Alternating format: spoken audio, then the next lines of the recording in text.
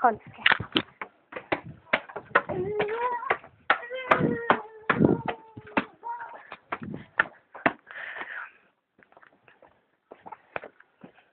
Why do you want me to steal cards from my dad's shop?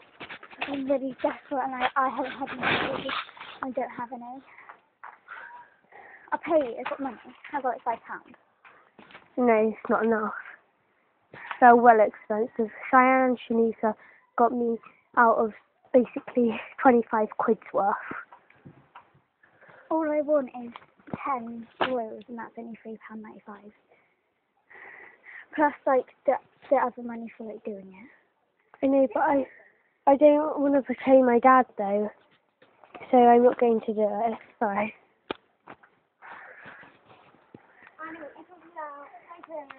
I'm not a smoker. No.